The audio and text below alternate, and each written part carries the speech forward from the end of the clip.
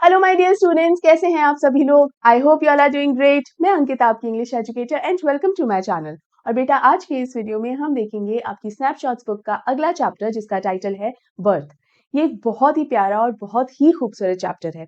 और जैसा कि इसका टाइटल है बर्थ यानी कि जन्म, इस चैप्टर में भी बात हुई है एक बच्चे के जन्म की। अब एक बच्चे का जन्म वैसे तो बहुत सारे लोगों के लिए बहुत ही खास होता है, लेकिन सबसे ज्यादा खास होता है एक माँ के लिए।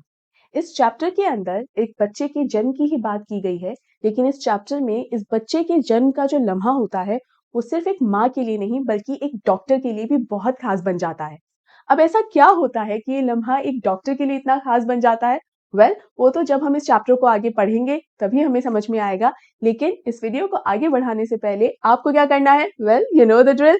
आपको सबसे पहले इस वीडियो को लाइक कर देना है, ज्यादा से ज्यादा शेयर कर देना है और चैनल को जरूर सब्सक्राइब करना है बेटा। एंड मेक श्योर आप मेरे टेलीग्राम चैनल को भी जरूर ज्वाइन कीजिए, क्योंकि वहीं पर मैं सारे नोट्स और पीडीएफ जो हैं वो शेयर कर रही हूँ। तो make sure you join that channel.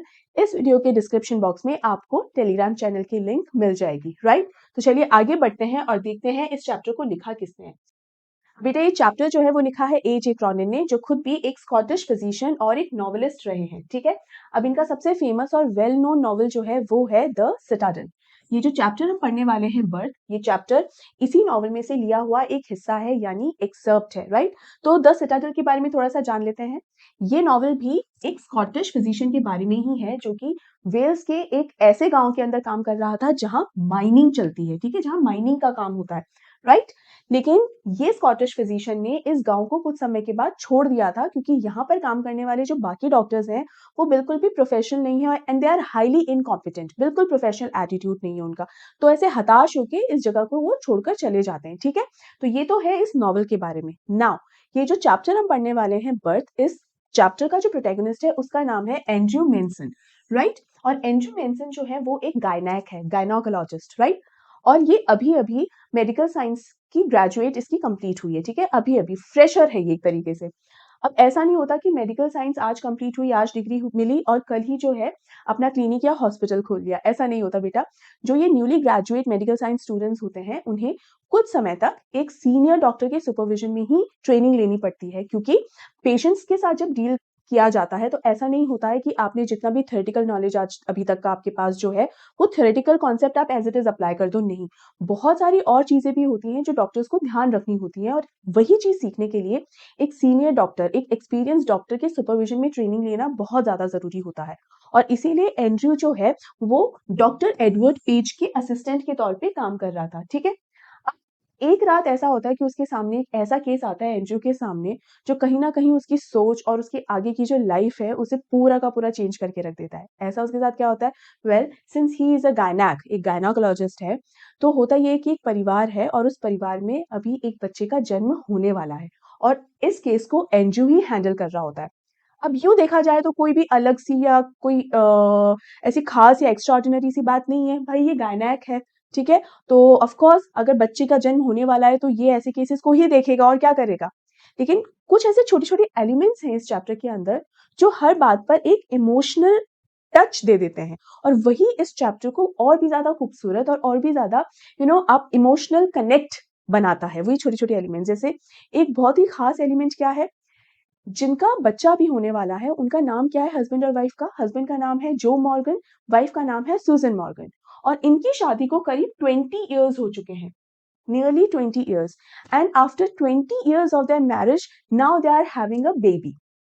तो आप देखिए कि वैसे ही एक बच्चे का जो इंतजार होता है परिवार में, वो बहुत ज्यादा इंतजार होता है, लेकिन इन लोगों को करीब 20 साल, 2 डिकेड्स इस बच्चे का इंतजार करना पड़ा है। तो इनके लिए ये और भी ज्यादा, ये जो मोमेंट है वो और भी ज्यादा खास हो जाता है, ठीक है। तो यहाँ पर ये जो जन्म है, ये जो बर्थ है, ये एक ऐसा इंपॉर्टेंट मोमेंट है इन सभी लोगों के लिए, जिसका बेसब्री से इंतजार है। और वो इंतजार, चूंकि 20 साल शादी को हो चुके हैं, वो इंतजार और भी ज्यादा बढ़ जाता है, ठीक है। अब यहाँ हम आगे देखते हैं और समझते हैं कि भाई एग्जैक्ट सिचुएशन अभी क्या है, ठीक है। देखिए, though it was nearly midnight when Andrew reached Bryngower, he found Joe Morgan waiting for him, walking up and down with short steps between the closed surgery and the entrance to the house. At the sight of him, the burly driller's face expressed relief. अब यहाँ पर जो जो Morgan है ना, जिसके घर में अभी बच्चा जन्म लेने वाला है, वो एंड्रयू का वेट कर रहा होता है उसी के घर पे, ठीक है। एंड्रयू जो है आधी रात रात को लौटकर अपने घर आता है और घर आते ही क्या देखता है कि जो है उसके घर और क्लोज सर्जरी के बीच में इधर से उधर, दाएं से बाएं से दाएं ऐसे डोल रहा है और वेट कर रहा है। बेटा सर्जरी क्या है? Basically clinic. तो जहां पर एंड्रयू का घर है वहीं पर उसका क्लिनिक भी है, जहां पर वो पेशेंट्स को देखा करता होगा। तो वहां दाएं बाएं बस उसका वेट कर रहा है, इधर उधर घूमता हुआ जो है वेट कर रहा है यहाँ एंड्रयू का। और जैसे ही वो एंड्रयू को आते हुए देखता है तो जो के चेहरे पे एक रिलीफ, एक सुकून सा आता है कि फाइनली डॉक्टर साहब जो है वो आ गए हैं। देखो बर्ली का मतलब क्या होता है? बहुत ही मस्कुलर होना। मैंने आपको बताया था कि ये जो जगह है, ये जो गाँव है, वो एक माइनिंग का गाँव है। द सिटाडेल उस नॉवल के बारे में जान रहे थे, तो नॉवल में से ही तो ये एक्सेप्ट लिया गया है ये चैप्टर। तो ये जो गाँव है, वो माइनिंग का ही गाँव है और जो हमारा जो मॉर्गन है, वो भी वही काम करता है। ही इज़ अ ड्रिलर और इसके चेहरे पे एक जो रफनेस सी एक जो है, तो उसी के लिए वर्ड यूज़ हुआ है बर्ली, राइट? अब यहाँ पर एक और नाम है ब्रायन कवर। ब्रायन कवर क्या है? ये जो एरिया है, जो टाउन है, टाउन का नाम है ब्लैनली, ठीक है। यहाँ कहीं नीचे लिखा भी है Brinley, it is the name of the town. इस टाउन में Bryngower is the place जहां पर एंड्रयू, जॉ, ये सब लोग रहते हैं, ठीक है। अब जैसे ही एंड्रयू को आते हुए देखता है तो जो क्या कहता है, उसको एक राहत सी मिलती है और क्या बोलता है उसको, doctor, I am glad to see you, I been back and forward here this last hour, the missus wants here before time too. क्या कहता है कि थैंक गॉड आप आ गए डॉक्टर, मेरी जो वाइफ है, मिसेस किसे बोलते हैं? Wife of the man. तो यहाँ पर जो मॉर्गन है उसी की जो वाइफ है, वो उसके बारे में यहाँ बात कर रहा है कि मेरी जो वाइफ है वो भी चाह रही है कि आप समय से पहले ही घर पर आ जाएं। ना समय से पहले किसके समय से पहले? बिफोर टाइम क्या? कि भाई जो बच्चा अभी जन्म लेने वाला है, तो जो मौका है उसके पहले ही आप आ जाइए ताकि आप चीजों को अच्छे से और हैंडल कर सके, ठीक है। और पेशेंट जो होता है वो जब डॉक्टर को देखता है तो थोड़ा उसको रिलैक्स हो जाता है। और यहाँ पे जो है बच्चा जन्म लेने वाला है, तो ऐसे में एक मदर जो होती है जब एक डॉक्टर को अपने सामने देख लेती तो उसको थोड़ी राहत होती कि चलो मुझे संभालने के लिए समय से डॉक्टर आ गए हैं, ठीक है। Now, Andrew abruptly recalled from the contemplation of his own affairs, told Morgan to wait. He went into the house for his bag. Then together they set out for number 12 Blena Terrace. ये कौन सी जगह है बेटा? ये जो है जो Morgan का एड्रेस है, घर का एड्रेस है। अब यहाँ पर जब एंड्रयू घर लौट कर आता है, तो एक तो देखो आधी रात पर लौट कर आता है वो, और काम से नहीं लौट कर आता है, किसी से मिलने गया था वहां से लौट रहा होता है। तो थोड़ा सा टेंस्ड सा होता है, मतलब ऐसे खुशी खुशी नहीं, थोड़ा परेशान सा लौट कर आता है। तो एक तो अपनी परेशानी में घिरा रहता है, और जैसे ही जो मॉर्गन को देखता है तो जो मॉर्गन एक केस लेकर आया हुआ होता है, भाई कि मेरी वाइफ को अभी बच्चा होने वाला है तो आप चलिए। तो ये एक ऐसा केस है जिसको आपको डील करना ही है, और ऑलरेडी टेंशन में होता है, तो अपनी हैरान परेशान वाली स्थिति से बाहर निकालता है अपने आप को और कहता है ठीक है 2 मिनट रुको, मैं अपना सामान लेकर आता हूँ। भाई जो भी मेडिकल इक्विपमेंट्स या जो भी चीजें उसको चाहिए मैं उसको लेकर आता हूँ। तो घर में जाता है, अपना बैग लेकर आता है, ठीक है। और ये दोनों फिर जो मॉर्गन के घर की तरफ निकल जाते हैं, right. The night air was cool and deep with quiet mystery. Usually so perceptive, Andrew now felt dull and listless. अब होता क्या है, यूजुअली जो एंड्रयू का एटीट्यूड रहता है ना, वो हमेशा परसेप्टिव रहता है। परसेप्टिव एज इन कि हमेशा ऑब्जर्व करता रहता है चीजों को। तो यहाँ पर ऑब्जर्व करने का ये मतलब नहीं कि अच्छा क्या हो रहा है, यहाँ क्या चल रहा है, वहां क्या चल रहा है। नो, इट मीन्स कि हमेशा अलर्ट मोड पर रहता है, हमेशा एक्टिव रहता है, ठीक है। एंड्रयू का ऐसा ही एटीट्यूड है, लेकिन आज थोड़ा सा अलग है। आज एंड्रयू जो है थोड़ा सा डल है, थोड़ा सा लिस्टलेस सा लग रहा है, ऐसा खोया हुआ सा लग रहा है थोड़ा सा, और थोड़ा सा हैरान परेशान सा भी लग रहा है, ठीक है।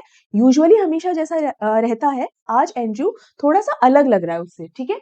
He had no premonition that this night call would prove unusual, still less that it would influence his whole future in blindly. Now यहाँ premonition का क्या मतलब होता है? यहाँ पर premonition का मतलब है पहले से कोई आइडिया। तो यहाँ पर he had no premonition मतलब he had no idea, उसको कोई अंदाजा, कोई अंदेशा भी नहीं था कि ये जो नाइट कॉल है ना, नाइट कॉल मतलब कि जल्दी से इमरजेंसी की जो सिचुएशन आई है ना आज की रात को, ये जो इमरजेंसी सिचुएशन है, ये जो केस है, वो ब्लाइंडली में उसका पूरा का पूरा भविष्य ही बदलने वाली है। ये कोई रेगुलर इमरजेंसी कॉल नहीं है कि भाई आमतौर पे भाई ये गायनेक है तो इसके सामने तो इसी तरीके के केसेस आएंगे, लेकिन ये वाला केस इस इंसान की लाइफ में, इस डॉक्टर की लाइफ में एक ऐसा किरदार निभाने वाला है कि इसकी की पूरी लाइफ आगे की जो है वो चेंज होने वाली है। ऐसा इसके साथ भाई क्या हो जाता है, तो देखिए ऐसा क्या होता है। देखिए, the two men walked in silence until they reached the door of number 12. Then Joe drew up short. I'll not come in, he said, and his voice showed signs of strain. But man, I know you will do well for us. जैसे ही घर पहुंचते हैं तो जो Morgan क्या बोलता है Andrew से कि मैं अंदर नहीं जा रहा हूँ, लेकिन मुझे आप पर पूरा भरोसा है कि आप सब अच्छे से संभाल लेंगे। मैं काफी स्ट्रेन मतलब काफी स्ट्रेस्ड आउट हूँ, मुझे काफी टेंशन हो रही है, तो मैं यहाँ बाहर ही रुकता हूँ और डॉक्टर साहब आप ही अंदर जाइए, ठीक है। Inside, a narrow stair led up to a small bedroom, clean but poorly furnished and lit only by an oil lamp. Here, Mrs. Morgan's mother, a tall, grey-haired woman of nearly 70, and the stout, elderly midwife waited beside the patient, watching Andrew's expression as he moved about the room. अब यहाँ पर जो सुजन Morgan है, जिसको अभी बच्चा होने वाला है, वो कहाँ पर है? जैसे ही घर के अंदर घुसते हैं तो एक स्टेयरकेस है, तो यानी फर्स्ट फ्लोर पे एक कमरा है, वहां पर सुजन मॉर्गन है, वो लेटी हुई है और सुजन मॉर्गन के साथ सुजन की मदर है, यानी जो मॉर्गन की मदर इन लॉ है। इस पर मैं इतना ज्यादा जोर लगा के बात इसलिए बोल रही हूँ क्योंकि जैसे ही हम पढ़ते हैं ना मिसेस मॉर्गन्स मदर, तो किस वजह से पता नहीं लेकिन स्टूडेंट्स अक्सर कंफ्यूज हो जाते हैं क्योंकि उनके दिमाग में एक ये चीज रहती है कि सुजन जो है since she is a married woman, तो वो होगी उसके हस्बैंड होंगे और सुजन की मदर इन लॉ होंगी। लेकिन यहाँ पर सुजन की मदर इन लॉ उसके साथ नहीं होती है, इनफैक्ट सुजन की माँ उनके साथ होती है, ठीक है। And she is about 70 years old, ठीक है, करीब 70 साल की है वो, ग्रे है, मतलब सफेद बाल हो रखे हैं। और एक और लेडी खड़ी है और ये कौन है? एक midwife. She is an elderly midwife, मतलब थोड़ी सी बुजुर्ग मिडवाइफ है ना। Who is a midwife? हम नर्स भी बोल सकते हैं इन्हें, लेकिन अगर आपने सुना हो कि गांव के अंदर जब किसी को बच्चा होने वाला होता है, किसी भी महिला को, तो दाइयां जाती हैं, है ना, दाई होती है। तो जो दाई होती है जब बच्चा जन्म लेने वाला होता है, तो जो मदर होती है उसको जो हेल्प करती है बच्चा जन्म करने में, उसी को दाई कहा जाता है। उसी के लिए मिडवाइफ यहाँ यूज किया हुआ है। और जैसा हम जानते हैं कि ये जो केस है वो एक गाँव का ही केस है, तो यहाँ पर दाइयां होना बहुत ही साधारण, बहुत ही नॉर्मल है, ठीक है। तो यहाँ क्या देखता है कि देयर आर 3 वुमेन, एक तो सुजन मॉर्गन है, एक सुजन मॉर्गन की मदर है और एक ये मिडवाइफ है, ये तीनों है, ठीक। Let me make you a cup of T, doctor batch said the former quickly after a few moments. अब यहाँ पहले तो बैच का मतलब समझो। जब भी हम किसी को लाड से, स्पेशली कोई हमसे जब छोटा होता है उम्र में, तो हम उसको कई बार लाड से पुकारते हैं, बेटा, बच्चा, प्यारा, इस तरीके से कह के बुलाते हैं। बैच शब्द ऐसे ही एक जेस्चर को एड्रेस करने के लिए होता है, ठीक है, इसीलिए बैच शब्द यूज किया है। इसके अलावा बैचलरेट जो होता है उसका भी शॉर्ट फॉर्म बैच होता है, but this is not here, it is not the short form for bachelorette, it's been used for that dear dear loved one, इस तरीके से एक्सप्रेस करने के लिए वो एक्सप्रेशन यहाँ पर इसका है, ठीक है। Andrew smiled faintly. He saw that the old woman, wise in experience, realized there must be a period of waiting, that she was afraid he would leave the case, saying he would return later. Don't fret, mother, I will not run away. Now, what is the meaning of fret? Don't worry, सबका meaning यहाँ समझाऊंगी। Freight का मतलब क्या होता है बेटा? कि परेशान मत हो, एंशियस मत हो, घबराओ मत, ठीक है। होता क्या है, जब एंड्रू इस रूम में एंटर करता है तो देखता है कि हाँ भाई, बच्चे के जन्म में अभी भी थोड़ा सा समय है। जैसे ही उसको ये आइडिया लगता है, he was about to leave the room, मतलब बस मुड़ने ही वाला था। जैसे ही उसकी बॉडी लैंग्वेज, ये सुजन की मदर जैसे ही एंड्रू की बॉडी लैंग्वेज नोटिस करती कि अरे ये तो जाने वाला है, तो इस मदर को क्या लगता है कि ये तो चला जाएगा डॉक्टर, और यहाँ मेरी बच्ची को जरूरत है इसकी। हालांकि since she is 70 years old, ये भी एक्सपीरियंस्ड है, तो इन्हें भी पता है कि अभी हाँ करीब आधा एक घंटा तो जरूर होगा, लेकिन मैं नहीं चाहती हूँ कि मेरी बच्ची को छोड़कर ये डॉक्टर जाए, है ना। तो क्या दिमाग लगाती है कि इसको चाय के लिए मैं पूछ लेती हूँ, तो जब तक चाय बनेगी, ये पिएगा, तब तक वो आधा एक घंटा तो हो ही जाएगा, और इतने में ये तब तक ये यही रहना पड़ेगा इसको, और इतने में हो सकता है बच्चे के जन्म का समय बिल्कुल एकदम पास ही आ जाए, है ना। तो मैं किसी तरह इसको रोक लेती हूँ। और ये जो मदर है, इसके दिमाग में ये जो चीज चल रही है ना, हमारा एनजीओ समझ जाता है ये कि जानबूझ के मुझसे चाय का इसलिए पूछ रही है क्योंकि इसको ये लग रहा है कि कहीं मैं यहाँ से चले ना जाऊं, कि भाई एक 1.5 घंटे में वापस घर जा रहा हूँ, 1-1.5 घंटे में वापस आ जाऊंगा, क्योंकि बहुत छोटा सा गांव है, घर जो है आसपास है। तो सिंस एंड्रयू जो है वो, ये जो मदर है, इस वक्त इसके दिमाग में क्या चल रहा है उसका, उसको वो भांप लेता है, उसको आइडिया लग जाता है, तो क्या कहता है, मदर आप चिंता मत कीजिए, इतना एंशियस मत होइए, मैं कहीं नहीं जाने वाला, मैं यहीं पर ही हूँ। तो ये जो मदर है, ये जो 70 ईयर ओल्ड लेडी है जिसे अपनी बेटी की चिंता हो रही है, उसको एंड्रयू जो है रिलैक्स कर देता है कि मैं कहीं नहीं जा रहा, तो आप परेशान मत होइए, ठीक है। Down in the kitchen, he drank the tea which she gave him. Overwrought as he was, he knew he could not snatch even an hour's sleep if he went home. अब यहाँ पर भले वो घर तो नहीं जा रहा और जो चाय है वो पीने लगता है, तो वो बहुत थका हुआ होता है इस टाइम पर, है ना। और एंड्रयू को ही समझ में आ जाता है कि मैं पहले से ही इतना थका हुआ हूँ और मुझे अभी 1-8 घंटे की नींद भी नसीब नहीं होने वाली है, क्योंकि मौका ही ऐसा है, कभी भी मेरी जरूरत पड़ सकती है। तो आज की रात तो मुझे शायद नींद नसीब में नहीं ही होने वाली है। He knew too that the case here would demand all his attention. मतलब ये जो केस है, ये जो बच्चे का जन्म हो रहा है तो ये एक थोड़ा क्रिटिकल केस ज़्यादा है, क्योंकि यहाँ पर सुज़न जो है उसकी एज थोड़ी ज़्यादा है, तो ये जो केस है थोड़ा-सा ज़्यादा क्रिटिकल है। तो एंड्रू के 100% अटेंशन की ज़रूरत है यहाँ पर। वो इसमें कोई भी चांस नहीं ले सकता कि हाँ ठीक है, मैं थोड़ी देर सो लेता हूँ उसके बाद आ जाऊँगा, no. He has to be here all the time, right? Queer lethargy of spirit came upon him. He decided to remain until everything was over. तो उसमें क्या आता है कि हाँ थोड़ा लेथार्जी का मतलब होता है बेटा आलस। तो उसमें पल भर के लिए दिमाग में ये ज़रूर आता है कि हाँ ठीक है, मैं आराम करूँ, नहीं करूँ, मैं क्या करूँ? बट उसमें ये एक सेंस होता है कि मुझे इस टाइम पे ज़रा भी चांस नहीं ले सकता मैं, और थोड़ी-सी भी मैं गलती का कोई भी चांस नहीं है, मुझे 100% अपना अटेंशन यहाँ देना ही है। An hour later he went upstairs again, noted the progress made, came down once more, sat by the kitchen fire. It was still except for the rustle of a cinder in the grate and the slow tick-tock of the wall clock. No, there was another sound, the beat of Morgan's footsteps as he paced in the street outside. यहाँ क्या कहता है, करीब 1 घंटा बीत जाता है, उसके बाद वापस वो सुज़न को एक बार चेक करके आता है। अभी भी एग्ज़ैक्ट टाइम नहीं हुआ है बच्चे के जन्म का, अभी भी थोड़ा-सा और वेट इसे करना होगा। तो वापस ये नीचे आ जाता है और जहाँ पर किचन है, वहाँ पर एक फायर प्लेस भी होती है, वहाँ आके बैठ जाता है। इस वक़्त एकदम शांति होती है, और देखो दिन का या दोपहर का समय तो है नहीं कि काम के लिए लोग जा रहे हैं, आ रहे हैं, या रोड पर भी कोई बहुत ज़्यादा शोर हो रहा हो, नहीं। रात का एकदम समय है, इसलिए एकदम सन्नाटा है। सिर्फ़ थोड़ी बहुत जो आवाज़ें आ रही हैं, वो किसकी आवाज़ है? एक तो ये जो आग जल रही है, तो आग जलने की भी एक जो आवाज़ सी होती है, बस वो आवाज़ आ रही है, लकड़ी के जलने की जो आवाज़ होती है, वो आवाज़ आ रही है, और एक तो ये आवाज़ है, दूसरी आवाज़ है घड़ी की जो टिक, टिक, टिक, टिक, तो ये टिक-टॉक की आवाज़ आ रही है, और फिर क्या कहते हैं कि एक आवाज़ और आ रही है, बस इतनी सी आवाज़ नहीं है, एक तीसरी आवाज़ और है, और वो आवाज़ किसकी है? जो मॉर्गन के कदमों की आवाज़। बेचारे जो को बहुत टेंशन हो रही है सुज़ैन की, कि सुज़ैन भी सही रहे और जो बच्चा जन्म लेने वाला है, वो भी अच्छे से एकदम ठीक रहे, सब कुछ अच्छे से हो जाए। लेकिन जब तक नहीं हो जाता तब तक तो बेचारे को टेंशन है ही, तो बाहर जो उसके कदमों की आवाज़ है ना, जो टेंशन हो के कब इधर-उधर घूम रहा है वो, उसकी भी आवाज़ आ रही है। उसके अलावा सब एकदम शांत और हर तरफ एकदम सन्नाटा है।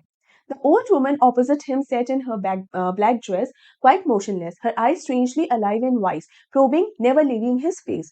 ये जो है, ये जो मदर है सुज़न की, वो भी सामने एकदम बैठी हुई है और एकदम इसको घूर-घूर कर देख रही है एंड्रू को। क्यों? एक तरीके से उम्मीद भरी नज़रों से जब हम देखते हैं किसी को, तो उस तरीके से बात करने के लिए इस वक़्त कुछ है नहीं, और बस एक उम्मीद भरी नज़र से कि भाई सब कुछ ठीक हो जाए, और एंड्रयू सब सँभाल लेना भाई। बस एक ये जो एक होप है आँखों में, उस नज़र से बस इसको लगातार देखे जा रही है वो सुज़न की मदर। आगे क्या होता है? His thoughts were heavy, muddled. The episode he had witnessed at Carter Station still obsessed him morbidly. अब देखो होता क्या है, अगर आपको ध्यान हो, जब मैंने आपको बताया था कि एंड्रू जब आधी रात को घर लौट कर आता है, तो थोड़ा-सा डिस्टर्ब सा होता है, टेंस्ड होता है। ऐसा क्यों होता है? इस पूरे पैराग्राफ में उसी के बारे में बात की हुई है। इसे थोड़ा-सा समझने की कोशिश कीजिएगा। बेसिकली होता ये है कि एंड्रू का अपनी गर्लफ्रेंड क्रिस्टीन के साथ झगड़ा हो चुका होता है, और वो झगड़ा कोई नोक-झोंक नहीं, अच्छी-खासी लड़ाई हो चुकी होती है। ना उस लड़ाई के बारे में इस चैप्टर के अंदर कुछ ज़्यादा मेंशन नहीं किया है, बस इतना बताया हुआ है कि भई वो झगड़ा हो गया है, राइट? और उस झगड़े की वजह से हमारा एंड्रू जो है वो काफ़ी डिस्टर्ब्ड है। अब यहाँ आप पहले तो ये चीज़ समझने की कोशिश कीजिए कि एंड्रू जो, because he is in a serious relationship, ठीक है? तो सिंस ये रिलेशनशिप सीरियस है, तो अगर क्रिस्टीन के साथ झगड़ा हुआ है, तो वो जेन्युइनली काफ़ी डिस्टर्ब है। वो उस चीज़ को भूल नहीं पा रहा है। But at the same time इसके सामने एक इमरजेंसी वाला केस है, और वो भी एक ऐसे परिवार का केस है जो 20 साल से एक बच्चे का इंतज़ार कर रहे हैं। तो उनके लिए कितना अहम और कितना ख़ास मौका है ये, और कितना टेंशन भरा मौका है कि किसी को चैन ही नहीं पड़ रहा है। तो आप ये सोचिए कि जो फैमिली है, कैसी सिचुएशन से इस टाइम पे गुज़र रही होगी, है कि नहीं? ऐसी सिचुएशन से ये फैमिली गुज़र रही है, ऐसी फैमिली का एक केस एंड्रू हैंडल कर रहा है, तो कितना सेंसिटिव और कितना इम्पोर्टेंट केस ये होगा, and at the same time वो कितना ज़्यादा डिस्टर्ब है अपने पर्सनल प्रॉब्लम्स, अपने पर्सनल अफेयर्स को लेकर, राइट? बट एक डॉक्टर जो होता है बेटा, उसका काम जो है वो इतना ज़रूरी काम होता है कि वो अपने पर्सनल इश्यूज़, कोई समस्या है, कोई परेशानी है, उसे अपने ऊपर हावी नहीं होने दे सकता। तो अगर आप इस लिहाज से इस बात को समझने की कोशिश करें कि इस वक़्त एंड्रयू कैसे सिचुएशन से जूझ रहा होगा, कि उसकी लाइफ में एक्चुअल में कितना प्रॉब्लम चल रहा है, बट स्टिल वो दुखी और डिस्टर्ब होना अफोर्ड ही नहीं कर सकता। तो सोचो कितना मुश्किल है ये एक इंसान के लिए, है ना? तो डॉक्टर होना आसान बिल्कुल भी नहीं होता। आपको अपनी ही परिस्थितियों से कई बार लड़ना पड़ता है। तो एक तो ये चीज़ यहाँ पर हमें सीखने को मिलती है, राइट? दूसरी क्या चीज़ चल रही होती है, क्रिस्टीन के साथ इसका जो झगड़ा हुआ, कई बार क्या होता है बेटा, हमारा जब किसी इंसान के साथ झगड़ा होता है ना, चाहे हमारे बेस्ट फ्रेंड के साथ ही हमारा झगड़ा हो जाए, तो जब बेस्ट फ्रेंड के साथ हम खुश रहते हैं, तो हमें दुनिया में सारी चीजें अच्छी लगती है। इनफैक्ट हम दूसरों को भी झगड़ा करते हुए देखते हैं ना, अरे यार ये कैसे बेवकूफ लोग हैं, मतलब छोटी छोटी बातों पे झगड़ा करते रहते हैं। नहीं, ऐसा नहीं करना चाहिए, अंडरस्टैंडिंग होना चाहिए यार, आपस में बात कर लो, है ना। हम बहुत ही इंटेलेक्चुअल होकर बात करते हैं। वहीं अगर हमारा आपस में झगड़ा हो जाए, दो फ्रेंड्स का आपस में झगड़ा हो जाए और एट द सेम टाइम वो दूसरे को भी झगड़ा करते हुए देखे, झगड़ा ही होता है, ये सब फिजूल है। क्या बेस्ट फ्रेंड फ्रेंडशिप वगैरह ऐसा कुछ भी नहीं होता, सब फालतू की फिजूल की बात है, राइट। हमारा हमारे बेस्ट फ्रेंड से, और इस केस के अंदर जैसे गर्लफ्रेंड और एक बॉयफ्रेंड की बात हो रही है, तो इस तरीके के रिलेशनशिप्स में जब अगर झगड़ा हो जाता है, तो उस टाइम पर उस रिलेशनशिप की उसका क्या स्टेटस है, एज इन कि वो हैप्पी नोट पर चल रहा है, दुखी नोट पर चल रहा है, झगड़े वाले नोट पर चल रहा है, किस नोट पर हम रहते हैं ना, हमारा दिमाग उसी तरीके से हमें इन्फ्लुएंस करता रहता है। और एंड्रू के साथ भी अभी यही हो रहा है। आई होप आपको मेरी बात समझ में आ रही है। एंड्रू का क्रिस्टीन के साथ पहली बार इतना घमासान झगड़ा हुआ है, और ये झगड़े के बाद एंड्रू को क्या लगने लगा है, उसके ऊपर एक नेगेटिव थॉट सा थोड़ा थोड़ा हावी होने लगा है कि क्या मतलब है यार, ये रिश्तों में हम चाहे कितना भी किसी के लिए समर्पित हो जाएं, कितना भी उनके लिए कर दें, लेकिन उसके बावजूद भी ना झगड़े होते ही हैं, फालतू के पचड़े हैं ये तो। देखो उसकी भी वो भी अपनी गर्लफ्रेंड के साथ या वो भी अपनी वाइफ के साथ बिल्कुल सुखी नहीं है, उन्होंने तो अपनी पसंद से शादी की थी, फिर भी आपस में झगड़ ही रहे हैं, क्यों? अरे फालतू चीजें हैं ये सारी, ऐसे ही झगड़ते रहते हैं, लाइफ जो है वो एकदम खराब हो जाती है।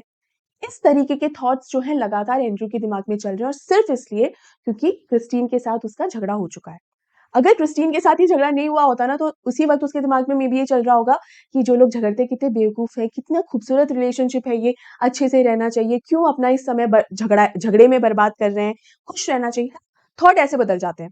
ये बेटा मैं इतना ज्यादा आपको डिटेल में ये चीज इसलिए बता रही हूँ क्योंकि कई बार हमारी जो प्रेजेंट सिचुएशन में हम होते हैं ना, वो प्रेजेंट सिचुएशन हमारी थॉट प्रोसेस को इन्फ्लुएंस करती है कई बार, और वो हमें होने नहीं देना चाहिए।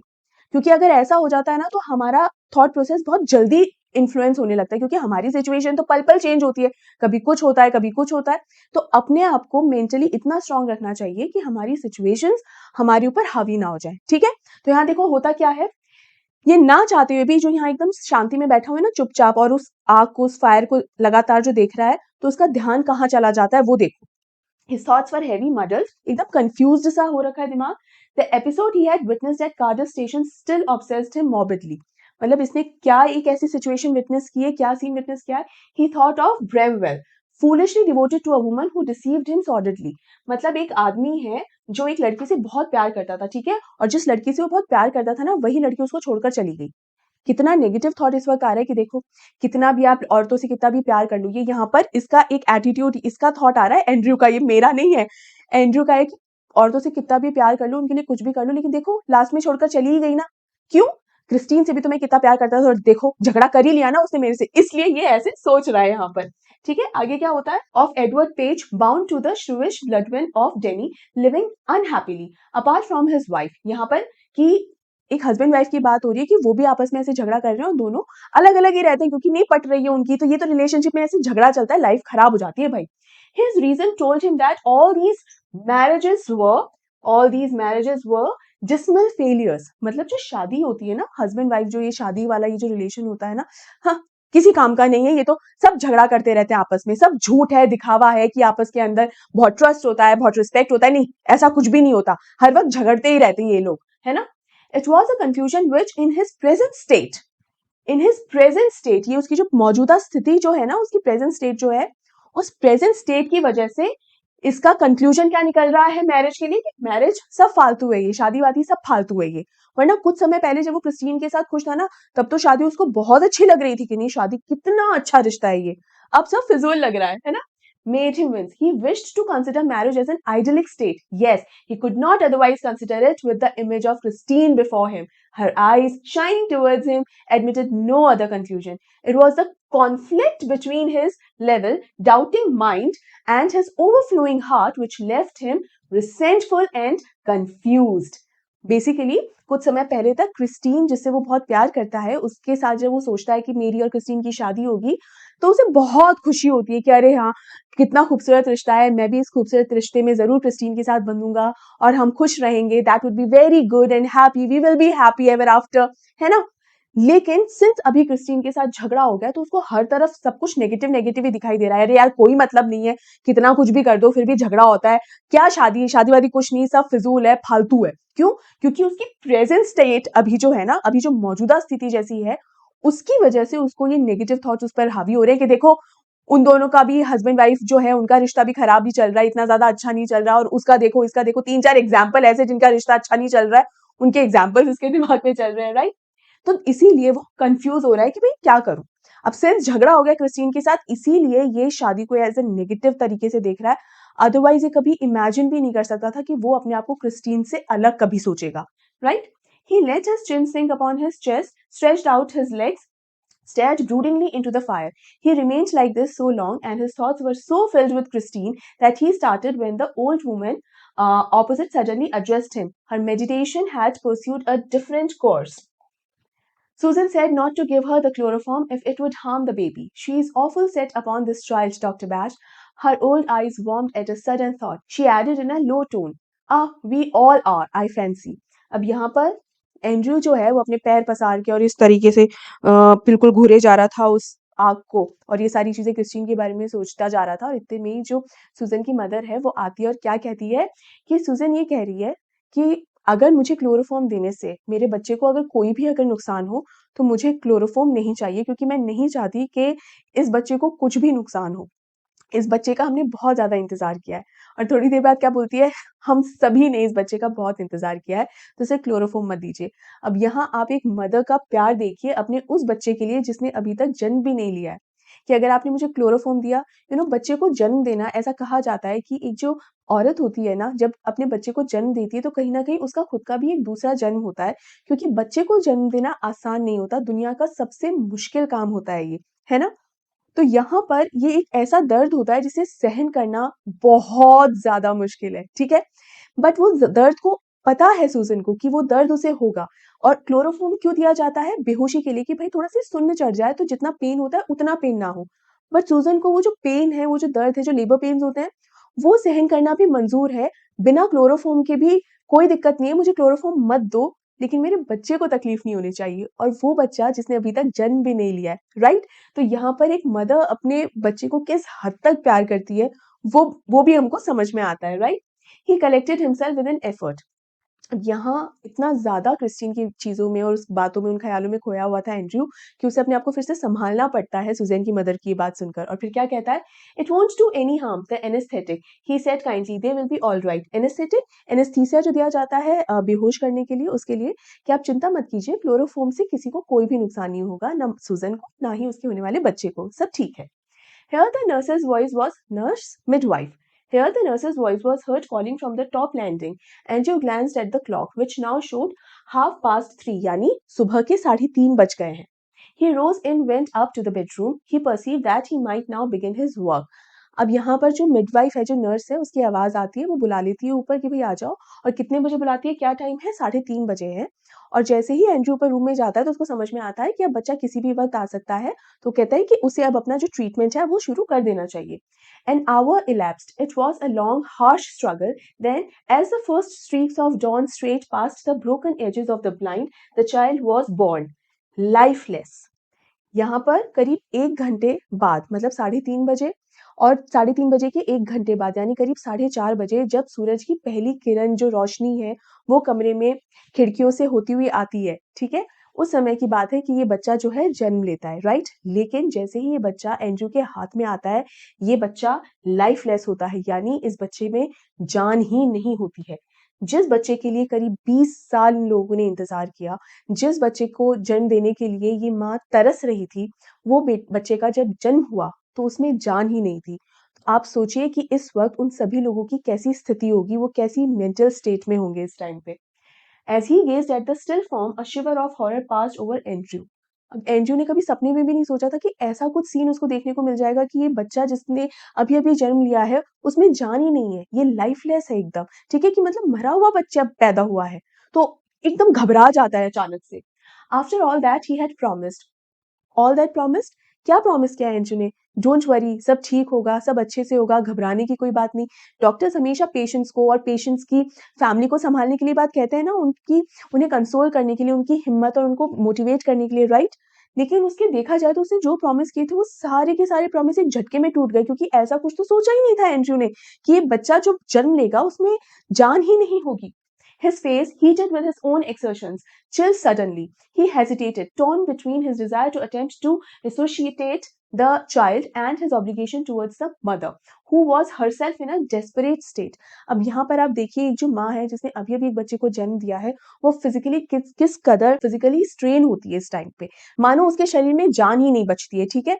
ऐसे मौके से वो गुजरती है, राइट? तो यहाँ पर सुजैन की हालत भी ऐसी ही थी, और ऐसे में जब उसको ये समझ में आता है कि जिस बच्चे को जन्म देने में उसने इस कदर तकलीफ झेली है, जन्म देने के बाद वो पता चल रहा है कि उस बच्चे में तो जान ही नहीं है, तो जो मेंटली इतनी एग्जॉस्ट है, फिजिकली इतनी एग्जॉस्ट है, उसकी क्या दशा होगी इस टाइम पे, है ना? The dilemma was so urgent he did not solve it consciously. Blindly, instinctively, he gave the child to the nurse and turned his attention to Susan Morgan, who now lay collapsed, almost pulseless and not yet out of ether upon her side. अब यहाँ पर एथर again anaesthesia, जो एक सुन्न सी चढ़ाने के लिए जो होता है ना, हल्की सी बेहोशी रखने के लिए। तो यहाँ पर आप एक बार सुजैन की हालत सोचिए, अभी अभी उसने जन्म दिया है, फिजिकली उसमें मतलब ऐसा होता है ना, एकदम अधमरी हुई सी वहां पर पड़ी हुई है, क्योंकि जान ही नहीं है। जान एक तो इसलिए जान नहीं है क्योंकि फिजिकली इतना ज्यादा स्ट्रेन हो गई है, उसके अलावा इसलिए भी जान नहीं है कि उसने जो बात हल्की हल्की कानों में तो जा ही रही होगी, क्योंकि वो पूरी तरीके से होश में नहीं है, पूरी तरीके से कॉन्शियस नहीं है अभी, है ना? क्योंकि उस पर बेहोशी सी अभी छाई हुई है, दवाइयों का असर है, एनेस्थीसिया का असर है ना? लेकिन हल्की हल्की कान में तो बात थोड़ी बहुत तो फूक ही रही होगी कि भाई लाइफलेस बच्चा हुआ है, जान नहीं है बच्चे में। तो यहाँ पर एंड्रू को ये नहीं समझ में आ रहा होता है कि मैं इस बच्चे को रिसर्चिटेट करूं, यानी मैं पहले इस बच्चे को संभालूं, क्योंकि फर्स्ट एड तो दे सकते हैं ना भाई, हो सकता है किसी वजह से सांस अटक गई हो, कुछ हो गया हो, आप फर्स्ट एड तो देते ही हो, लेकिन मैं इसे पहले संभालूं या इस मदर को पहले संभालूं, क्या करना चाहिए? ठीक है, तो वो जल्द से जल्द क्या डिसीजन लेता है, ये जो बच्चा है उसे तो इस नर्स को पकड़ाता है कि तुम इसे संभालो, और पहले इस मदर को संभालने की कोशिश करता है कि पहले मैं इसे तो बचाऊं, ये अधमरी सी पड़ी हुई है एकदम, मैं इसे तो थोड़ा संभालूं। और क्या करता है? His haste was desperate, a frantic race against her ebbing strength. It took him only an instant to smash a glass ampule and inject the medicine. Then he flung down the hypodermic syringe and worked unsparingly to restore the flaccid woman. After a few minutes of feverish efforts, her heart strengthened. He saw that he might safely leave her. He swung round in his shirt sleeves, his hair sticking to his damp brow. Where is the child? अब यहाँ होता क्या है, इसको जल्द से जल्द, Suzanne को जो है जल्द से जल्द जो है दवाई देने की ज़रूरत थी, उसको इंजेक्शन देने की ज़रूरत थी, तो क्या करता है, एक ग्लास एम्प्यूल जो है उसको जल्द से तोड़ता है। ग्लास एम्प्यूल क्या होता है बेटा, एक सिंगल डोज के लिए आप देखो छोटी सी ग्लास ट्यूब जैसी होती है, उसको ऊपर से तोड़कर और उसमें से जो है सिरिंज ऐसे इंजेक्शन ऐसे डाल के, और डॉक्टर्स को आपने देखा भी होगा हल्के से जो है डोज को सिरिंज में फिल करते हुए, राइट, कितने डोज की जरूरत है, और वो डोज फिर हाइपोडर्मिक सिरिंज यानी वो जो इंजेक्शन है बेसिकली वो किसे लगा दिया, सुजैन को, कि पहले इसे तो एनर्जी मिले। जैसे ही वो इंजेक्शन लगाया गया सुजैन को, तो वो क्या देखता है कि इसकी जो स्थिति है, हालत है सुजैन की, वो अब सुधर रही है, अब वो थोड़ी स्टेबल कंडीशन में है, उसका हार्ट थोड़ा सा स्ट्रेंथन हुआ है, थोड़ी स्टेबल कंडीशन में है, तो अब मैं अपना ध्यान जो है इस बच्चे की तरफ दे सकता हूँ, ठीक है? और जल्दी से जोर से क्या पूछता है, वेयर इज द चाइल्ड, है ना? The midwife made a frightened gesture. She had placed it beneath the bed. अब वो जो midwife है, जो नर्स है, उसने तो क्या देखा कि इस बच्चे में तो जान है नहीं, तो इसको संभालना क्या है, मतलब वो ऐसा नहीं है कि उस बच्चे को लेकर बहुत ही ज्यादा ऐसे हार्श हो रही है, कुछ ऐसा कुछ नेगेटिविटी यहाँ पर नहीं है, लेकिन उसने नॉर्मली ही उस बच्चे को एक बेड के नीचे एक जगह पर रख दिया, ठीक है, न्यूज़पेपर्स के ऊपर, ठीक है? तो जैसे ही क्विकली पूछता है कि वेयर इज द चाइल्ड, बच्चा कहाँ पर है, तो थोड़ा घबरा सी जाती है। अब यहाँ पर एक डॉक्टर की स्थिति आप समझिए, आई नो मदर कितनी ज्यादा वो इस टाइम पे कैसी मेंटल सिचुएशन में गुजर रही होगी, और जो सुजैन है, सुजैन की जो मदर है, वो भी अपनी बच्ची को देखकर कितना ज्यादा दुखी और परेशान भी होगी कि अब क्या होगा। लेकिन एक डॉक्टर की परिस्थिति यहाँ सोचिए कि डॉक्टर यहाँ पर दुखी, या वो मोमेंट का जो दुख है, उस दुख को मनाने का उसके पास कोई टाइम नहीं है, अफसोस जाहिर करने का इस डॉक्टर के पास टाइम नहीं है, इसको क्विक एक्शंस लेने हैं उसी वक्त, क्योंकि अगर उसने वो मोमेंट गवा दिया, अगर वो दुखी होने के लिए बैठ गया कि ओ माय गॉड ऐसा हो गया, बाप रे इस बच्चे में तो जान नहीं है, हे भगवान, अगर डॉक्टर ऐसा करने बैठ गया तो फिर वो बचाएगा कब? और फर्स्ट एड का मतलब ये होता है कि without wasting even a fraction of second आप उसी वक्त वो इलाज करो, है ना? आप दुखी होकर या परेशान होकर बैठ नहीं सकते हो। यहाँ पर हमें इस चैप्टर से बेटा ये भी समझ में आता है, राइट? तो यहाँ सबसे पहले वो क्या करता है, वो दुखी होकर, हाँ ऑफ कोर्स एक नेचुरल रिएक्शन तो उसका निकला ही कि बच्चा लाइफलेस है, लेकिन हाथों हाथ उसने क्या किया, बच्चे को तो पहले मिडवाइफ को दिया। अब देखिए अपने डिसीजंस भी कितने क्विकली लेने पड़ते हैं डॉक्टर्स को, यहाँ देखिए, है ना? वो डिसीजन लेने होते हैं, टाइम बहुत कम होता है और गलत डिसीजन लेने का मार्जिन नहीं होता, there is no chance for wrong decisions, है ना? आप गलती करने की गुंजाइश नहीं है। तो बच्चे को किसे दिया, मिडवाइफ को दिया। सबसे पहले सुजैन को संभाला, उसको स्टेबल किया और अब झट से बच्चे की तरफ गया, छोड़ा नहीं उसको, क्या लाइफलेस हुआ है तो अब ध्यान ही नहीं देना, नहीं छोड़ा नहीं उसको, गया। In a flash, Andrew knelt down, fishing amongst the sodden newspapers below the bed. He pulled out the child. वो जो न्यूज़पेपर्स थे वहां पर एकदम sodden मतलब एकदम गीले भीगे हुए, क्योंकि डिलीवरी हुई है, अभी अभी बच्चा पैदा हुआ है, तो वहां जो है ब्लड और पानी, बहुत सारी चीजें वहां पर है, और वहीं पर ही वो बच्चा भी, तो उसको गोद में उठाया, एकदम लाइफलेस वो, अ बॉय। और जो बच्चा है वो क्या, बेटा हुआ है, अ बॉय परफेक्टली फॉर्म्ड, बेटा हुआ है और एकदम सही है दिखने में, मतलब दिखने में तो कोई बता ही नहीं सकता, एकदम सही है, कोई दिक्कत नहीं है इसके अंदर, है ना? The limp warm body was white and soft as tallow. Tallow का मतलब क्या होता है बेटा, जो एनिमल्स का मीट होता है, इट इज वेरी सॉफ्ट, उसको सॉफ्टनेस दिखाने के लिए, क्योंकि छोटा बच्चा जो इतना मासूम होता है, बहुत ही प्यारा और बहुत ही ज्यादा सॉफ्ट होता है। तो वो बता रहे कि एक बेटा हुआ है और एकदम परफेक्टली फॉर्म्ड है, मतलब कहीं कोई दिक्कत नहीं है उसके शरीर में, है ना? एकदम सही है, लेकिन एकदम लिम्प है, शरीर एकदम सफेद पड़ा हुआ है। लिम्प का मतलब क्या होता है बेटा, जब जान ही नहीं होती है, राइट? जब आपकी बॉडी के अंदर बिल्कुल जान नहीं, तो बिल्कुल एकदम लाइफलेस जब यूं पड़े रहते हैं, उसके लिए कहा गया है लिम्प, है ना? द कॉर्ड, ये है अम्बिलिकल कॉर्ड, यानी जिसे नाल भी कहा जाता है ना। द कॉर्ड हेस्टिली स्लैश्ड ले like a broken stem, the skin was of a lovely texture. क्या बता रहे हैं कि स्किन भी कितनी प्यारी है, कितनी सॉफ्ट है, स्मूथ एंड टेंडर, बहुत ही सॉफ्ट है और बहुत ही नाजुक सी है। The head lolled on the thin neck, लेकिन जो चेहरा है ना, अगेन बच्चे रोते हैं तो एकदम गर्दन ऐसे कड़क कर लेते हैं, बिल्कुल कस लेते हैं, लेकिन यहाँ पर देखो क्या है कि इस बच्चे का जो चेहरा है, जो सर है, जो गर्दन है, उसमें वो एकदम ऐसे झुकी हुई है, गिरी हुई है एकदम, है ना? द लिम्स सीम्ड बोनलेस, और ऐसा लगता है जैसे इसके अंदर बोन्स ही नहीं है, ठीक है, क्योंकि किसी भी तरीके एकदम लिम्प पड़ी हुई बॉडी है ना? Still kneeling, Andrew stared at the child with a haggard frown. The whiteness meant only one thing, asphyxia pallida, and his mind, unnaturally tense, raced back to a case he once had seen in the Samaritan to the treatment that had been used. Instantly he was on his feet. अब क्या होता है, Andrew ने अपने सामने ऐसा similar सा case और देखा होता है। सबसे पहले ये इस बच्चे को जब देख रहा होता है, ऑब्जर्व कर रहा होता है इसकी बॉडी को, तो इसको क्या समझ में आता है कि इसका पूरा चेहरा, पूरी बॉडी जो है एकदम सफेद पड़ी हुई है ना? तो इसको समझ में आता है एस्थीसिया पेलिडा। अब नाउ व्हाट इज पेलिडा, बेसिकली ये एक ऐसी स्टेट होती है जिसमें ऑक्सीजन की कमी होती है बॉडी में और CO2 की बढ़ोतरी हो जाती है, ठीक है, वो ज्यादा हो जाता है, ठीक है, इसी वजह से जो ऑर्गन्स है प्रॉपरली काम नहीं कर रहे होते हैं। अब ऐसा सिमिलर सा केस जो है एंड्रयू ने पहले भी फेस किया होता है, देखा होता है। तो यहाँ पर एंड्रयू को एक चांस नजर आता है कि शायद इस बच्चे को अभी बचाया जा सकता है। तो उसी वक़्त वो उठता है, अभी तक तो बैठा हुआ ही था, उसी वक़्त वो उठता है और जो नर्स है उसको ऑर्डर्स देना शुरू कर देता है। क्या कहता है? "Get me hot water and cold water," he threw out to the nurse, "and basins too, quick, quick." But doctor, she faltered her eyes on the pallid body of the child. "Quick!" he shouted. अब यहाँ देखिए जो nurse है, इस nurse को क्या लग रहा है कि इस बच्चे में तो जान है नहीं। ऐसा नहीं है कि इस बच्चे को लेकर कोई दया भावना नहीं है या इसको बुरा नहीं लग रहा है, ऑफ कोर्स इस नर्स को भी बुरा लग रहा है, लेकिन ये नर्स का या मिडवाइफ का भी सोचना क्या है कि इस बच्चे में जान नहीं है, तो ये डॉक्टर है, किस बात की इतनी जल्दबाजी कर रहा है, ये जो मुझे ऑर्डर दे रहा है कि ये सामान लाओ, वो सामान लेकर आओ, तो उसका क्या फायदा है, इस बच्चे में तो जान है ही नहीं, है ना? तो उसका एटीट्यूड बिल्कुल भी ये नहीं है कि ऐसे उसको कोई फर्क नहीं पड़ रहा हो, ऐसा एटीट्यूड इसका नहीं है, बस वो समझ नहीं पा रही है। अच्छा, एंड्रयू उसको क्या लाने के लिए बोलता है कि जल्दी से ठंडा पानी लेकर आओ, गर्म पानी लेकर आओ और बेसिन्स भी लेकर आओ और इसी वक्त लेकर आओ तुरंत। तो जैसे ही ये लेडी, ये मिडवाइफ बोलने लगती है ना, लेकिन डॉक्टर ही बच्चा तो अरे जल्दी लेकर आओ, यानी एक सेकंड भी वेस्ट करने के लिए नहीं है भाई, तो मेरे आर्ग्यू मत कर मुझसे, मैं जो कह रहा हूं ना बस वो कर दे और जल्दी कर। Snatching a blanket, he laid the child upon it and began the special method of respiration. The basins arrived, the ewer, ये क्या होता है बेटा, ewer का मतलब होता है एक किस्म का जग होता है ना? The big iron kettle, frantically he splashed cold water into one basin, into the other. He mixed water as hot as his hand could bear. Then, like some crazy juggler, he hurried the child between the two, now plunging it into the icy, now into the steaming bath. अब क्या करता है?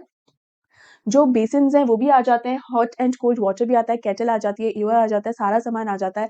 और ये इस बच्चे के लिए क्या करता है, एक ब्लैंकेट के अंदर इसको लपेटता है, उसको वहाँ रखता है और उसका जो रेस्पिरेशन मेथड अब शुरू करता है, वो क्या बेसिन अपने हिसाब से एक में ठंडा पानी डाल लेता है और एक में गर्म पानी डाल लेता है, और गर्म इतना डालता है कि जितना उसके हाथ सहन कर सके।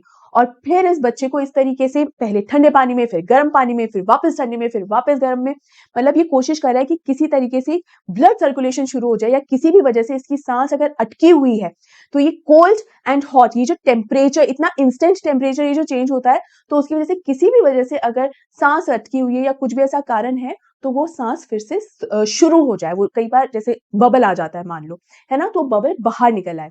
तो लाइक अ जगलर, जगलर का मतलब क्या होता है, जैसे मान लो 3-4 पेन तो ऐसे ऐसे उछाल के नहीं पकड़ते, बिल्कुल उसी तरीके से ये जो है ठंडे पानी में, गर्म पानी में।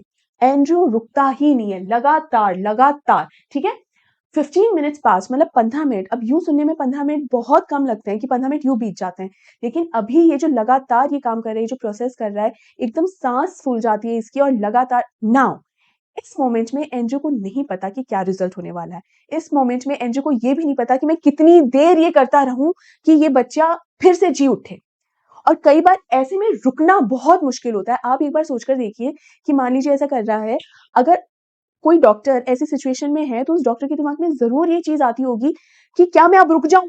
क्या मैं ये ठंडा पानी, गर्म पानी में जो इसको डाल रही हूँ, क्या मैं अब रुक जाऊँ? क्या पता सिर्फ़ एक बार और करने पर क्या पता इसकी साँस वापस आ जाए।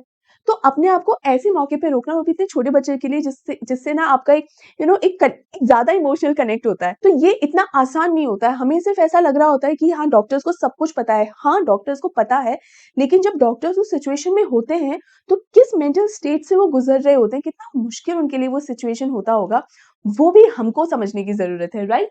अब 15 मिनट हो चुके होते हैं। Sweat was now running into Andrew's eyes, blinding him. One of his sleeves hung down, dripping. His breath came pantingly, but no breath came from the legs body of the child. मतलब इतना उस ठंडे पानी में, गर्म पानी में, ठंडे पानी में, गर्म पानी में, इतना उसको इधर से उधर कर रहा है उस बच्चे को, जो पसीने से उसकी आंखें भर गई है एकदम, मतलब आंखों तक में पसीना आ गया है, ढंग से दिखाई नहीं दे रहा है इस वक्त, क्योंकि आंखें थोड़ी धुंधला सी जाती है, तो एंड्रयू को प्रॉपर दिखाई नहीं दे रहा है। एक स्लीव जो है उसकी, जो बाजू है, पूरी खुल गई है, पानी से बिल्कुल गीली हो गई है, और पूरा पेंटिंगली, मतलब एकदम हाफ जाना, क्योंकि बिना रुके लगातार वो ये काम कर रहा है। अ desperate sense of defeat pressed on him. अब यहाँ एंड्रयू की तो सांस फूलने लगी, लेकिन इस बच्चे में सांस का कोई नामो निशान ही नहीं है। A desperate sense of defeat pressed on him, a raging hopelessness. He felt the midwife watching him in stark consternation, while there, pressed back against the wall where she had all the time remained, her hand pressed to her throat, uttering no sound, her eyes burning upon him, was the old woman. अब यहाँ क्या हो रहा है, Andrew जो है वो तो ठंडे पानी से गर्म पानी में उस बच्चे को किए जा रहा है, लेकिन अब 15 मिनट लगभग बीत चुके हैं, और उसकी भी जो उम्मीद है वो धीरे-धीरे टूटने लगी है, और वो भी अब होपलेस होने लगा है कि शायद ये बच्चा, अब मैं जो चाह रहा हूँ इसको कि भई किसी तरीके से इसकी साँस आ जाए इसमें, लेकिन शायद वो नहीं हो पा रहा है ना? ऐसे पूरे सिनेरियो में जो मिडवाइफ है वो भी इसी उम्मीद में देख रही है कि हाँ, इतनी मेहनत ये कर तो रहे हैं, लेकिन शायद ये बच्चा नहीं जी पाएगा, है ना? जी नहीं पाएगा एज़ इन कि ये जो साँस लाने की कोशिश की जा रही है वो शायद नहीं हो पाएगा। और इस पूरे माहौल में एक और लेडी है, ये कौन है? सूज़न की मदर, जो कि दीवार पर अपनी पीठ लगा के और इस तरीके से इस होप में खड़ी हुई है कि क्या होगा? जिस बच्चे का इतने सालों से इंतज़ार किया, वो बच्चे ने जन्म भी लिया, my grandson right in front of me, लेकिन उस बच्चे में जान नहीं है, और उस बच्चे में जान लाने के लिए डॉक्टर लगातार मेहनत कर रहा है।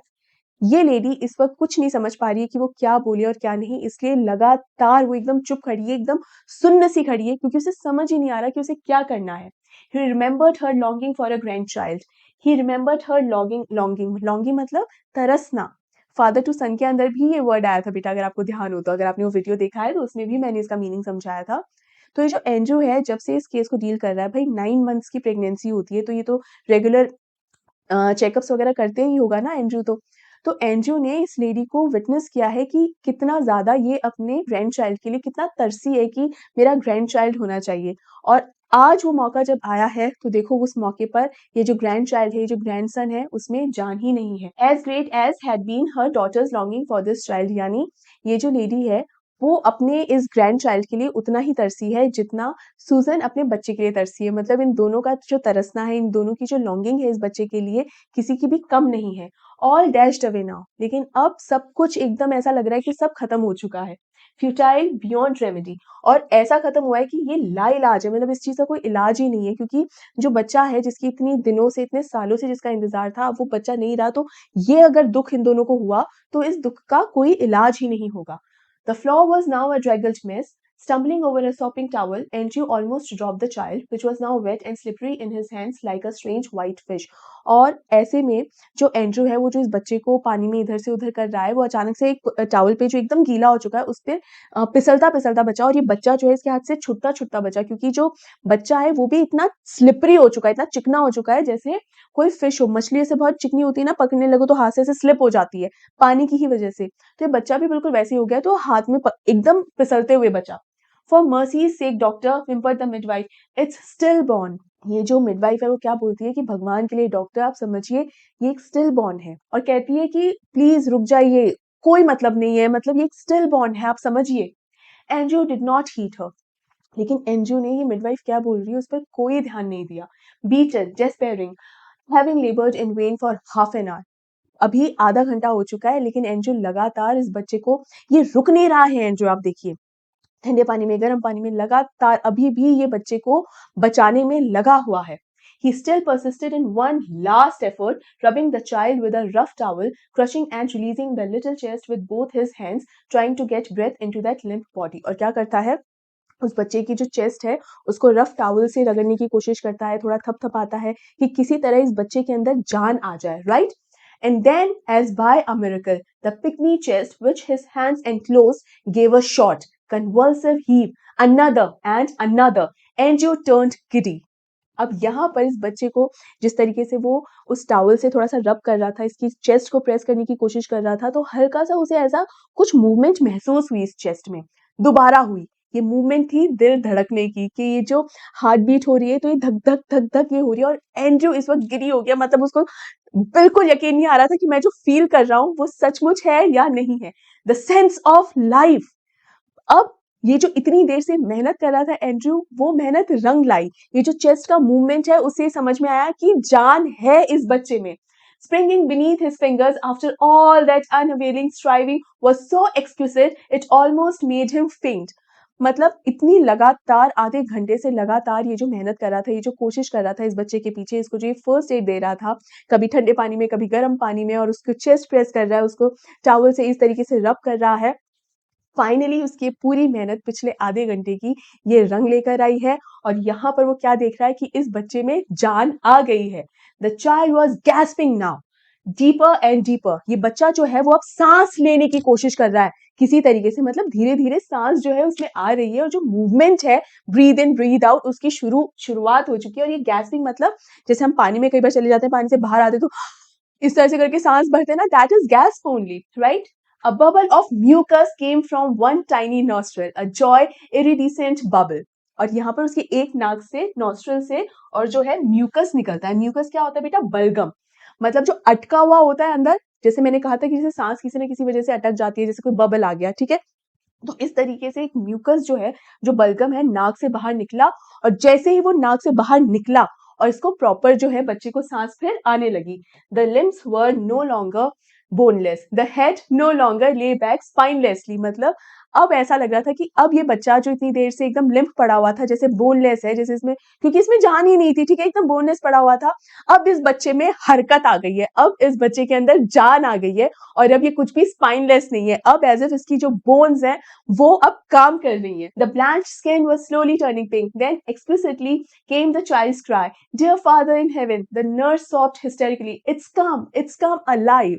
यहाँ पर अब बच्चा जो है, जो एकदम लाइफलेस, एकदम सफेद पड़ा हुआ था, पेल हो रखा था, उसका भी चूंकि सांस आ गई, जान आ गई उसके अंदर, ब्लड सर्कुलेशन अब होने लगा है, तो एकदम पिंकिश सा ऐसा प्यारा क्यूट लग रहा है, और ये कितनी खुशी की बात है। और ये सब देख के जो मिडवाइफ होती है वो क्या बोलती है, हे भगवान आप सच में हैं, और ये बच्चा आ गया, और जिंदा सही सलामत ये बच्चा लौट आया। Andrew handed her the child. He felt weak and dazed. About him the room lay in a shuddering litter, blankets, towels, basins, soiled instruments, the hypodermic syringe. impaled by its point in the linoleum. The ewer knocked over, the kettle on its side in a puddle of water.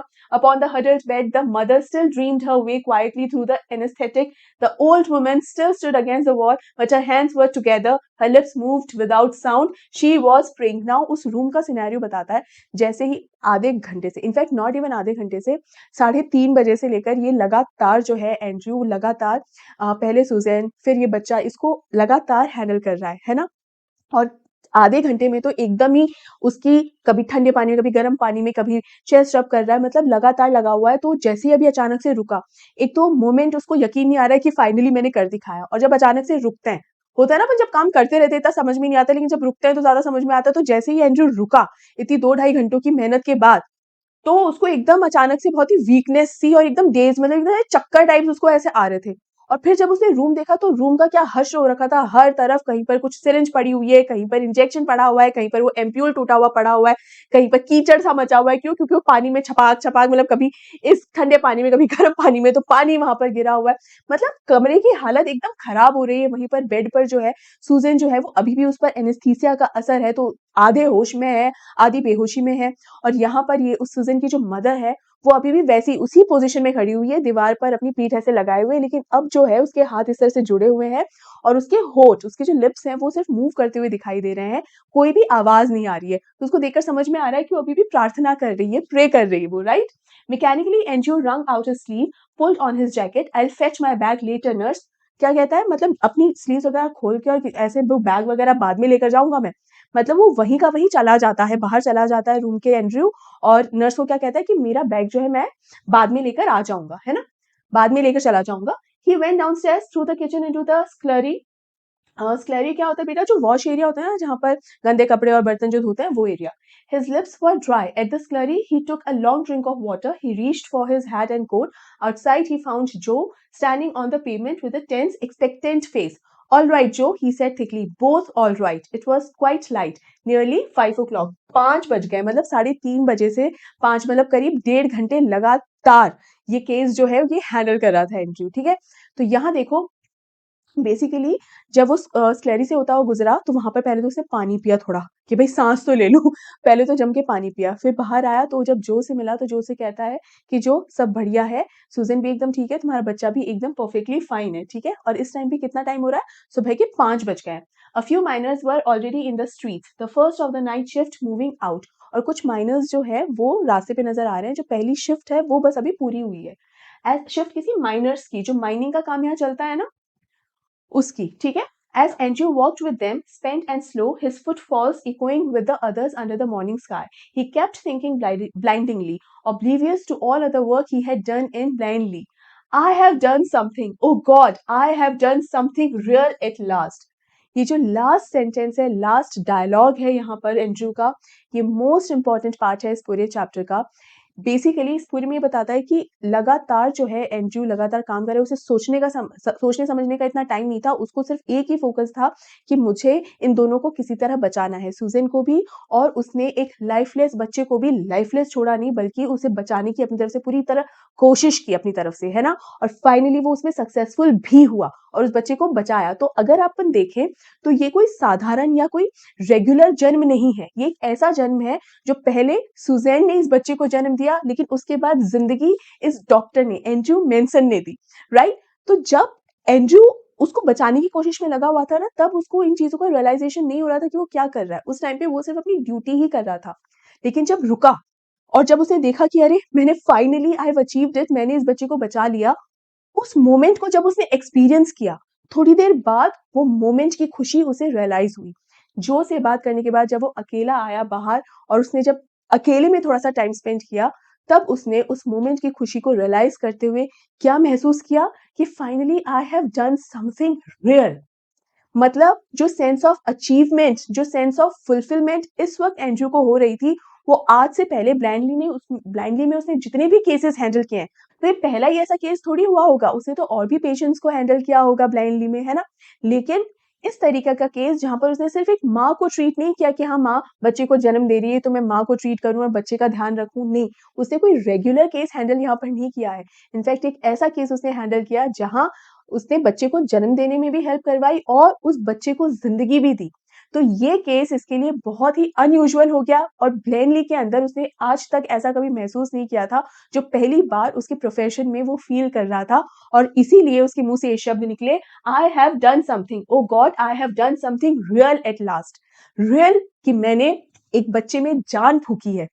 कहा जाता है ना कि doctors जो हैं धरती पे भगवान का रूप होते हैं, वो चीज यहाँ पर इसको महसूस हो रही थी कि मैंने सच में एक बच्चे की जान बचाई है। और उस बच्चे की जान बचा के कहीं ना कहीं उस पूरे परिवार को टूटने से बचा लिया, क्योंकि पूरे के जितने भी लोग थे, जितने भी सदस्य हैं उस परिवार के, जो है, सुजन की मदर है, वो कहीं ना कहीं सब वो अंदर से टूट जाते अगर उस बच्चे को कुछ भी हो जाता। क्योंकि जैसा मैंने कहा, उस बच्चे के लिए 20 साल इन लोगों ने इंतजार किया है, वो तरसे हैं इस बच्चे के लिए। तो कहीं ना कहीं एंड्रयू मेंसन ने, इस डॉक्टर ने, इस पूरे परिवार की जिंदगी बचा ली। राइट? तो बेटा ये चैप्टर यहाँ पर कंप्लीट होता है। मुझे ये चैप्टर बहुत पसंद है, होपफुली आपको भी बहुत अच्छे से पसंद आया होगा और अच्छे से समझ में भी आया होगा। तो आप मुझे कमेंट करके जरूर बताइएगा कि ये वीडियो आपको कैसा लगा, ये चैप्टर आपको कैसा लगा। और आप अगर अपना कोई पॉइंट मेरे साथ शेयर करना चाहते हैं तो you are most welcome. Right? तो आप इस वीडियो को लाइक कर दीजिए, ज्यादा से ज्यादा शेयर कर दीजिए, इस चैनल को सब्सक्राइब करना मत भूलिए and make sure Telegram channel आप जरूर ज्वाइन कीजिए, क्योंकि सारे नोट्स और पीडीएफ्स मैं वहीं शेयर कर रही हूँ। राइट? तो मिलते हैं अगले वीडियो में बहुत ही जल्द। तब तक अपना ध्यान रखिए, take care and good bye.